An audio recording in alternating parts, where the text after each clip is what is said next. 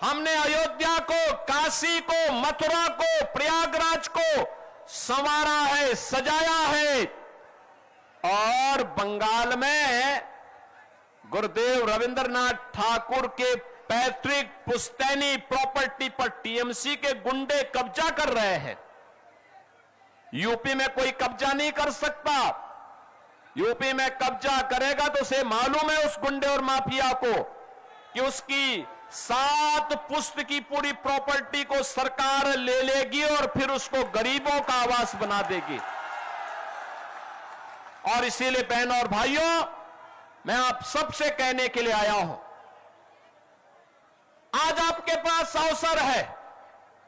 अभी कल पहले चरण के चुनाव होने हैं और जो मैंने बंगाल के अंदर बहार देखी है, वर्तमान में जो उत्साह देखा है, परिवर्तन के प्रति जो एक लोगों के मन में एक हृदय की उद्गार देखने को मिला है, मैं कह सकता हूं पहले चरण के होने वाले चुनाव में 80% सीटें भारतीय जनता पार्टी जीतने जा रही है।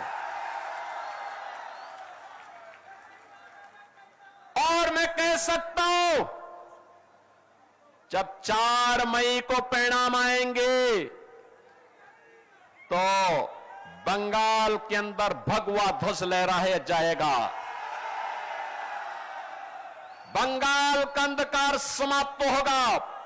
बंगाल फिर से सोनार बांग्ला बन करके अपनी इस पहचान को आगे बढ़ाएगा। और इसीलिए आज मैं आप सबसे आह्वान करने के लिए आया हूं, बहनों और भाइयों, ये बड़ा बाजार क्षेत्र बंगाल का सबसे समृद्धतम और पुराने व्यापारिक केंद्र के रूप में क्षेत्र जाना जाता है। यहां की अपनी पहचान है। इसने केवल व्यापार ही नहीं किया है, साहित्य के लिए, कला के लिए, सांस्कृतिक परंपरा के लिए और पौराणिक कालीबाड़ी मंदिर के लिए भी यह क्षेत्र जाना जाता है। और इसीलिए आज मैं आप सबको आह्वान करने के लिए आया हूं कि बहनों और भाइयों, हमें बंगाल की अस्मिता को बचाना है। बंगाल के अंदर जो वर्तमान में यहां पे कठमुल्लापन को बढ़ावा देने का कार्य हो रहा है, इसको रोकना होगा, हर हाल में रोकना होगा। और इसको रोकने के लिए आपके पास भारत के लोकतंत्र ने जो ताकत दी है, इस ताकत का इस्तेमाल करिए, इस ताकत का सही इस्तेमाल करिए।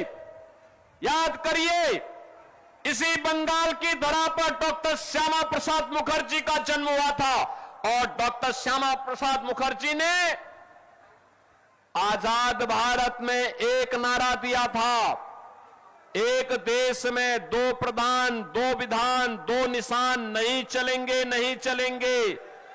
याद करिए, भारत की आत्मा पर प्रहार किया था कांग्रेस ने धारा 370 के माध्यम से। और डॉक्टर श्यामा प्रसाद मुखर्जी जो भारतीय जनसंघ के संस्थापक अध्यक्ष थे, उनके सपने को साकार किया है प्रधानमंत्री मोदी जी ने। प्रधानमंत्री मोदी जी ने साकार किया है।